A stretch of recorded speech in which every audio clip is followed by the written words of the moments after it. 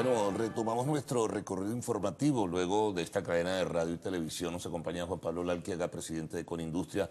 Bueno, Juan Pablo, bienvenido. Aprovechemos el tiempo, ¿no? Porque nos queda muy poquito por esta cadena. Hablar de la situación económica, bueno, es recurrente. Sin embargo, la situación cada día se hace más difícil, que transita a la par de una gravísima crisis político-institucional. Sí, bueno, fíjate que la situación es tan mala que el Producto Interno Bruto, que es la suma de todas las actividades del país, se vio el año pasado que había caído cerca de entre un 16 y un 18%, lo cual es gravísimo. En el caso del Producto Interno Bruto de la manufactura cayó cerca de un 20%. Eso quiere decir que una quinta parte de lo que se hacía en el año 2015 se dejó de hacer en el año 2016. No en balde, entonces los consumidores tienen mucho menos productos que conseguir y no en balde hay muchísimos menos puestos de trabajo. Ahí tú te vas dando cuenta, Carlos, de que entonces hay factores que van incidiendo, como por lo menos lo que es la formación bruta de capital fijo, que es cuánto se va invirtiendo como para poder ir generando actividad. Y te das cuenta de que Venezuela pues, está en el último lugar.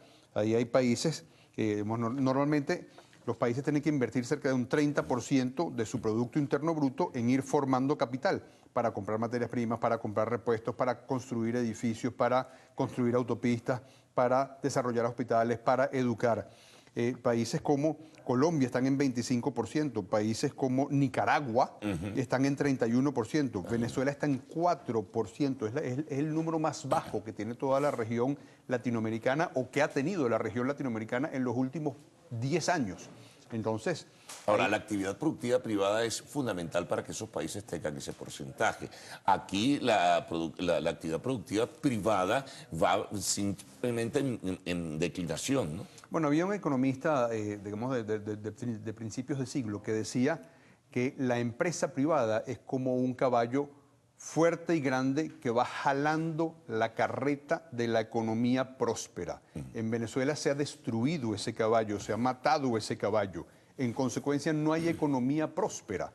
Próspera en términos de generación de bienes, próspera en generación de puestos empleo, de trabajo, sí, claro. de empleo, de capacidad que tú tengas, de la capacidad que tú puedas tener de salir a la calle a conseguir un trabajo a través del cual puedas llevarte el sustento para tu casa. En consecuencia, en Venezuela eso se ha terminado, ¿verdad? Y se ha terminado y hemos terminado en este empobrecimiento gravísimo en el cual, como consecuencia de esa falta de trabajo, como consecuencia de esa falta de actividad a la cual te hacía referencia por la caída del Producto Interno Bruto, aunado a la inflación altísima, desbordada, descomunal, empobrecedora que tenemos en Venezuela, pues estamos teniendo los resultados de personas que ya no pueden subsistir. Esa es la realidad de Venezuela y es un problema de políticas públicas, es un problema de políticas públicas equivocadas, Carlos. Ahora, esas políticas públicas equivocadas daría la impresión que continúan, ¿no? De acuerdo a lo que señalas, porque no hay un indicio, no hay una pista que te diga que va a modificarse, simplemente se continúa con la importación, continúa declinando la empresa privada, la actividad industrial que tú debes tener cifras allí, pues es deficiente, no sé cuál es la capacidad operativa en este momento, 35% aproximadamente podrá ser, en fin. Esto tiene que tener un límite, ¿no? Es decir, esto es bajar la Santa María entonces y no continuar. Bueno, la Santa María se va bajando progresivamente. Cuando tú ves que pasamos de 12.700 empresas industriales a menos de 4.000 empresas industriales, ahí cerca de bárbaro. 8.000. En otro país. Claro, bajaron la Santa María, ¿verdad? De las 4.000, de las cerca de 4.000 que van quedando, de las cuales 2.300 o 2.400 están representadas por Conindustria. Esas están trabajando, bueno, 17% de esas dicen que no están trabajando, ¿verdad? Esas son las próximas en cerrar la Santa María, pero del otro 83% que va quedando, están trabajando el 35% promedio, pues te das cuenta de que la Santa María se va bajando y no se baja toda de un golpe, se va bajando una tras otra, pero continuamos bajando una tras otra en estas circunstancias y ciertamente, tal cual como tú señalas, no se ve posibilidad de que haya cambio en este momento. Fíjate que tuvimos un cambio de presidente del Banco Central. ¿Y cuáles son las políticas nuevas que ha traído el nuevo presidente del Banco Central? Las dos metas fundamentales que tiene que tener un Banco Central, los dos objetivos fundamentales es preservar el valor del dinero, del bolívar, y mantener el control de la inflación. Aquí el bolívar se va depreciando día a día y la inflación está desbordada. Entonces los dos objetivos principales no se han conseguido y no se ha dicho qué se va a cambiar como para poderlo conseguir. Lo mismo sucede con el ministro de Finanzas. ¿Qué políticas ha dicho que se van a cambiar como para poderle dar un vuelco a esto?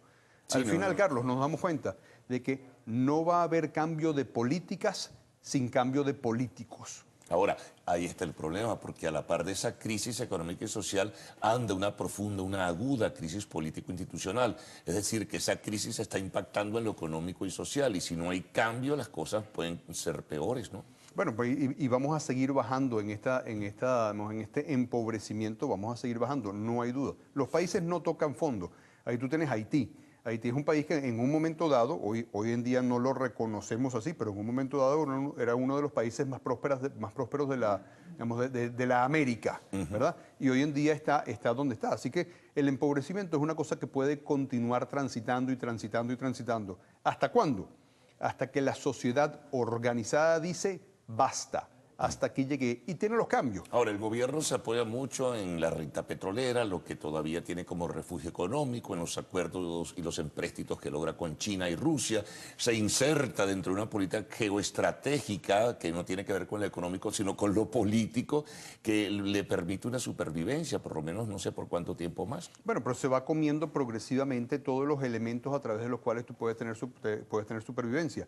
Tú vas matando el oro como reserva. Tú firmas acuerdos con Rusia, con China, y dices que estás agobiado y asfixiado por los Estados Unidos. Eso es geoestrategia. Bueno, puede ser. ¿Hasta qué punto te van a fondear ellos? Pues eso no lo puedo saber yo. Pero los elementos tradicionales a través de los cuales se va sosteniendo la economía, que son exportaciones, en el caso de Venezuela, petroleras, por supuesto, de una manera importante, pero teníamos exportaciones no petroleras de una manera importante. Venezuela, cuando era una economía, digamos, racional, en la cual el petróleo estaba a niveles de $20 el barril y exportábamos en consecuencia cerca de unos 25.000 millones de dólares. En esos momentos exportábamos en exportaciones no tradicionales cerca de unos 8.000 millones de dólares.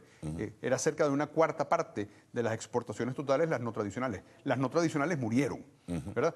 En la medida que no tengas exportaciones, en la medida que no tengas reservas, en la medida que no puedas, vas acabando el oro, vas acabando con los derechos especiales de giro, vas acabando con la capacidad de endeudarte con otros países. Al final, ¿qué es lo que te va quedando? Ahora, si las importaciones continúan, si la política de traer todo de fuera en términos generales, materia prima o materia manufacturada continúa, la situación tiene un punto de quiebre, porque el dinero no te da para seguir con esa política, ¿no? Y de hecho no te está dando. Bueno, yo creo que el punto de quiebre es... A menos que sea un gran negocio importar. Bueno, el punto de quiebre es el quiebre del bienestar de los venezolanos, Carlos. Y ese punto pero eso lo está sintiendo la colectividad. Bueno, pero por supuesto. Y ya llevamos 2 o 3 años en esto de sentirlo y progresivamente más y más y más. Pero por eso te digo de que no hay punto final. El quiebre es la capacidad que tengan los venezolanos de aguantar el nivel de empobrecimiento por el cual estamos pasando. Por supuesto que es errado el importar productos terminados para meterlos dentro de las bolsas CLAP. Lo correcto es importar las materias primas, o mejor, producir las materias primas en Venezuela, pero en todo caso importar las materias primas con las cuales se generan los productos terminados. Los productos terminados, cuando se generan en Venezuela, tienen valor agregado venezolano. Sí. Ahí tú ves que en el sector de alimentos, por cada $1 que se importa, se producen $5 de productos terminados. Cuando traes entonces el producto terminado, pues estás trayendo 5 veces menos de lo que podría generar cuando produces en Venezuela. Y además, cuando importas el producto terminado, le estás dando los puestos de trabajo a los extranjeros en otros países, ¿verdad?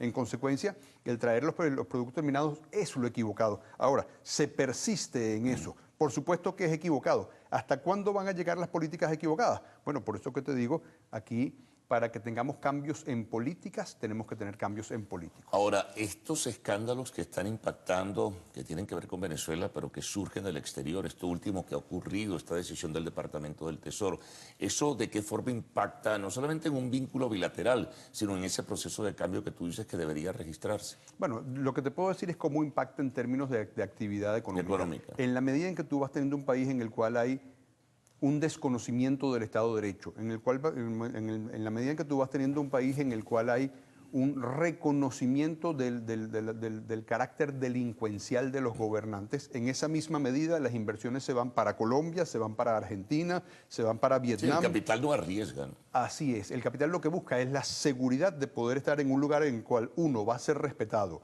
2, va a tener rentabilidad y 3, va a tener capacidad operativa como para poder generar aquello a lo cual se dedica. Una curiosidad que tengo, cuando algún ministro que ha surgido en voz por allí dice que hay inversión privada, ¿a qué grupos o a qué empresarios se refiere? Bueno, yo creo que se refiere en general a la capacidad que tiene el sector privado de ir pudiendo reponer inventarios a la par de que los inventarios se van gastando. Nacionalistas que sí sienten al país, que invierten, que los otros no. Eso no es por ser nacionalista. Eso es porque si tú tienes una fábrica, tú no vas a dejar que la fábrica quiebre o vas a hacer todo lo posible porque la fábrica no quiebre. Entonces te vas a meter la mano en el bolsillo hasta que no te quede nada en el bolsillo. Eso mismo que hizo Polar cuando ¿cómo se llama? Puso en garantía bienes que tenía creo que era en Curazao, como para poder traer cebada malteada para que no se acabara la producción de cerveza. Sí. Eso mismo lo hacen todos los empresarios, ¿verdad? Ahora, eso tiene, en la medida que tú no puedas ir reponiendo ese capital,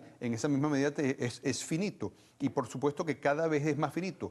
¿Por qué no nos damos cuenta de que eso se acaba? Bueno, porque la contracción en el consumo como consecuencia del empobrecimiento de los venezolanos ha sido tal que los inventarios duran mucho más tiempo, ¿verdad? Hoy en día una fábrica que está trabajando al 18%, al 20%, pues sus inventarios duran 5 veces o 6 veces más de lo que duraban en otros momentos. Una altísima reducción del consumo, obviamente. Una altísima reducción en el consumo, pero esa altísima reducción en el consumo es una altísima reducción en lo que los venezolanos, en lo que el consumidor venezolano está consumiendo. Bueno, muchas gracias, Juan Pablo, por haber compartido estas reflexiones y estas inquietudes alrededor del momento económico que vivimos.